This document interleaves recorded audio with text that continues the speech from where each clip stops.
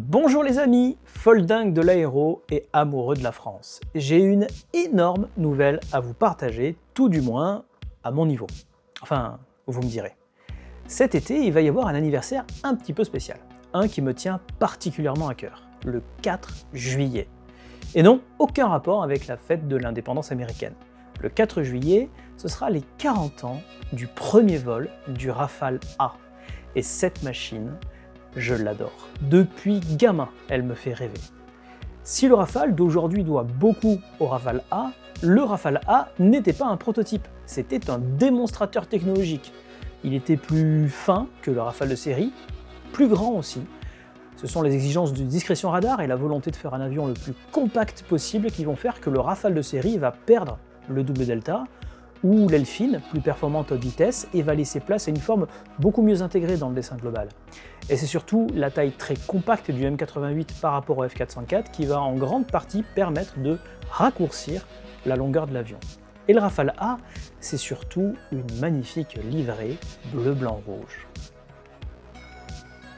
Mais le Rafale A, en tant que démonstrateur et non prototype, il n'a aucun équipement électronique de combat à bord. C'est donc un avion d'aéroclub de luxe, hyper léger et qui pousse super fort. Et il faut que ça envoie du watt, parce que le but c'est de montrer aux Européens ce qu'on sait faire nous en France. Parce qu'à l'époque, les Européens se crêpaient le chignon autour des spécificités de l'avion qu'ils allaient faire en commun. Et oui, déjà. Et la France, elle a sorti cette bombe.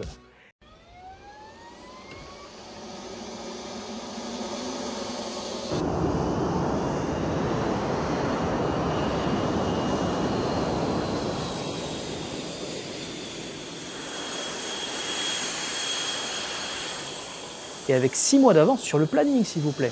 Le but était de montrer à tous les autres partenaires que Dassault Aviation savait y faire. Et effectivement, quand on compare avec la merguez que les Britanniques ont sorti un mois plus tard, le EAP.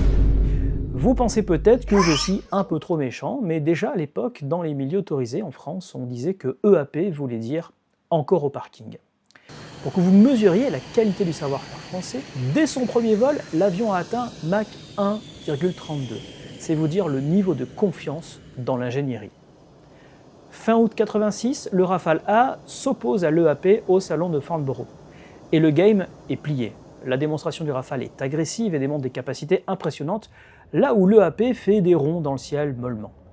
Bon, je fais mon chauvin là, comme ça, mais il faut savoir que le Rafale, ça faisait déjà presque 2 mois qu'il volait, alors que l'EAP n'avait réalisé son premier vol qu'à peine 3 semaines avant.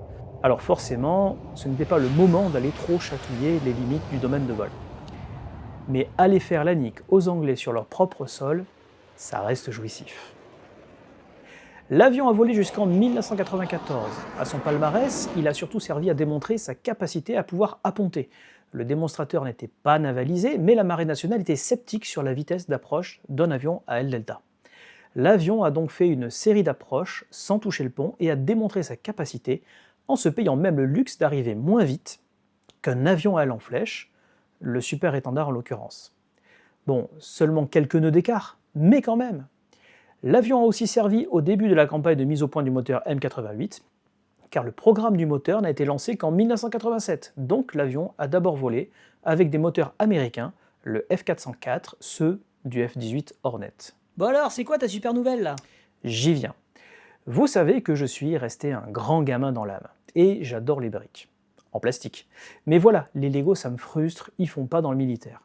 Puis j'ai connu la marque Kobi. Elle n'est pas française, mais au moins elle est européenne. Au moins ce n'est pas un truc qui vient de Chine. Et les trucs militaires, ils en font plein. Et le Rafale, ils l'ont au catalogue. Et je me suis dit que ça serait vachement cool qu'ils fassent le Rafale A. En janvier, j'apprends que du Rafale, ils en ont presque plus en stock chez Kobi. C'est que ça se vend bien. Et ils sont sur le point de le rééditer. Alors au culot, j'ai demandé, dites, il n'y aurait pas moyen de faire la version A, comme c'est les 40 ans cet été? Sauf que chez Kobi, je suis personne moi. Mais entre-temps, il s'est passé un truc. Comme vous le savez peut-être, en mars, j'ai fait mes premiers passages télé. Et j'ai fait un pari avec un copain. Pas chiche d'y aller avec les Kobi chez BFM. Bruno Etchenik, vous êtes venu, vous, avec des bombardiers miniatures. Il y a un B2, si je ne m'abuse. Vous Tout à fait. Montrez-nous. Alors, le B2, je vais vous le montrer après, si vous me permettez. Je voulais, Et pourquoi juste vous vouliez les expliquer quelque représenter chose. ce soir? Je ne sais pas si cette silhouette vous rappelle quelque chose. Donc, les F-117 que j'ai montrés tout à l'heure ne sont plus officiellement opérationnels. Donc, aujourd'hui, ils ont des B2. Ce qui change entre ces deux avions, celui-là il est beaucoup plus fluide, il a des formes beaucoup plus rondes.